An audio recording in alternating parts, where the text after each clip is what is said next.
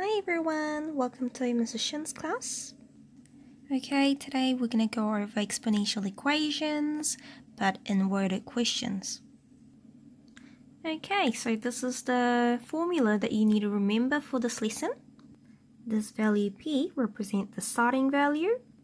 Okay, whereas the A stands for final amount. Over here, the R stands for rate of change, and the N value represents time. So the number of time period, often it's years. Okay, so this is one thing that you need to know for this lesson. Okay, another thing is rate. Okay, here is an increase of 15%. I want you to put that in decimal. How would you rewrite increase of 15%? So obviously, it should have been increased from 100%, right? So 100% plus 15%, which would be 115%. You just need to change this one into decimal, 1.15. So therefore, if the question says it has been increased by whatever, like 15%, then you can straight away think this R value is 1.15 because that's a rate. Okay, what about decrease of 3%?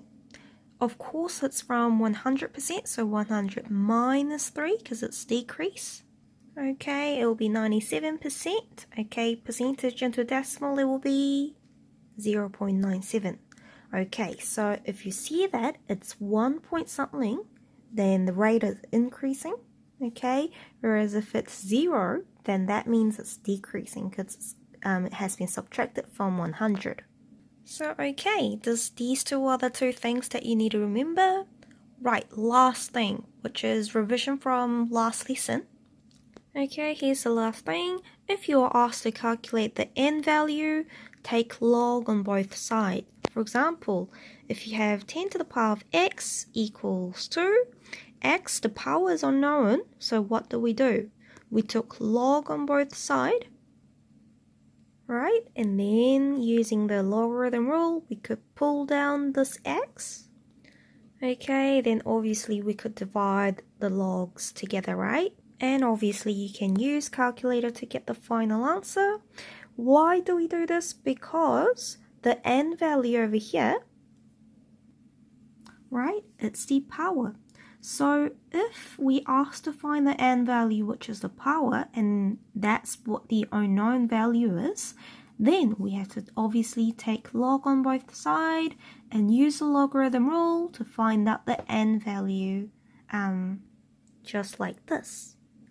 Okay, so people, this is what you need to know for today's lesson. And let's have a go at doing the example now. Right, have a look at this question. Amanda borrows 100,000 from her parents to buy the house. They increase the amount she owes them by 4% at the end of the year and each subsequent years. So right, so it's increasing by 4%, okay? And Amanda does not need repay any of the initial amount that she borrowed. Right, if you have a look at this one, P is a starting price, starting value, R is a rate, N is a time, A is a final amount. Okay, how much did she start with? How much does she borrow from the start? It's 100. Okay, so by reading the question straight away, you can say 100,000 is the value of P. Yep, and I'm increasing the amount by 4%, right? So the rate increasing 100 plus 4 is 104%. Putting it into decimal, it will be 1.04. Right, let's have a look at the question. Write an expression for the amount that Amanda owes when she had the money for n years. So time is in terms of years, okay? And instead of n, it is n as it is, right? So if we rewrite the question, Okay, A is as it is because it's a final value that we need to calculate, but we don't know anything yet. But p-value, it's 100,000. Okay, let's have a look at R. It's 1.04 to the power of time, which is n, right? Okay, so here you go. We've done the first question. This is the expression for the amount that Amanda owes for n years, right? Alright, now the next question is asking, how much will Amanda owe the parents at the end of the 5 years? Right, in this question, what is it telling you? So 5 years, which is time. So n is equal to 5, right? I've already got the expression above. We know that the n value is 5. What do we need to know? The final amount. Okay, just like this. And you need to put it into the calculator and find the solution. Okay, and the answer has to be in terms of 2dp because it's money. Alright, these two questions A and B is straightforward because we just need to apply to this equation and substitute those values in, right?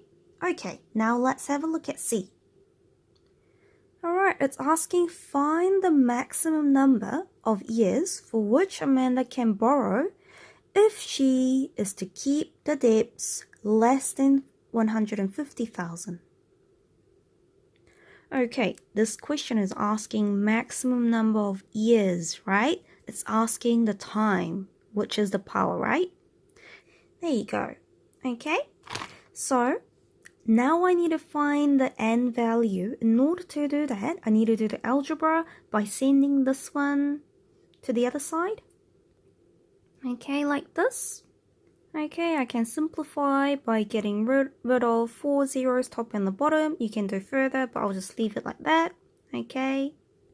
Right, and it's always easier if the missing term is on the left-hand side. So I just flipped the other way around. Now, I need to find the n value. So therefore, now I'm going to put the log on both sides. Yep, okay, like this. Right. Put the n on the bottom. Yep. And obviously, this is a number and this is just a number, right? So therefore, in order to find the n value, I can just divide it. I can just put this one to the other side. Okay, like this. Right. And just put these in the calculator. Do 15 over 10 first, or just you can simply do 1.5. So log 1.5 divided by log 1.04, and the final value would be 10.3 years. Okay, so that's the maximum number of years that Amanda can keep. All right. Okay, so let's have a look at the second question. The area of the ice on a large lake reduces after the thaw begins in the spring. So A is the area of the ice. 2.7, what is it? It's a p-value, isn't it? So it's a start at the start times 0.92.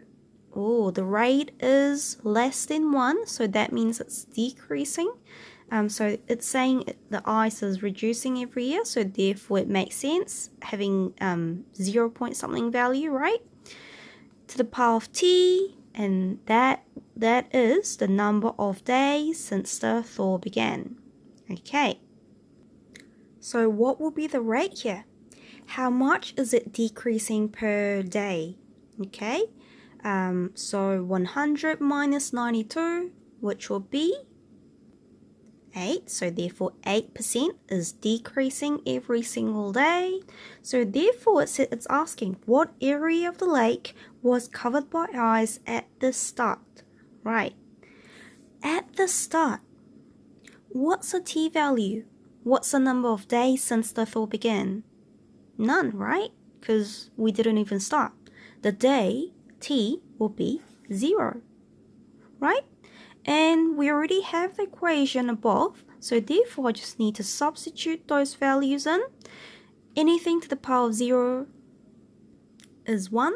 So therefore, area of the ice on a large lake was 2.7 hectare, right? Because that's at the start, and this makes sense because start times 1 is the start. Alright, next question. What area of ice melt during the first week of thaw?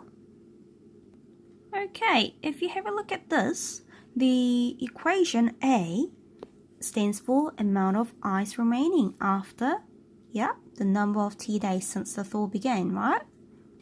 But this equation doesn't quite follow the question because it's asking what area of ice melt during the first week, right? So the T value is in terms of days, and first it says it's giving us first week, so therefore the question is telling us that T is 7, okay? And you need to find out how much has melted during that time. So initially when T was 0, the A, initial, okay? So amount of ice at the beginning is 2.7 hectare. Now, after the 7 days, right, what was the remaining?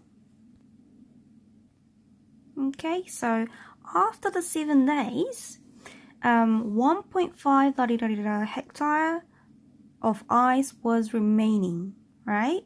So therefore, how much of the ice has it melted during that first week?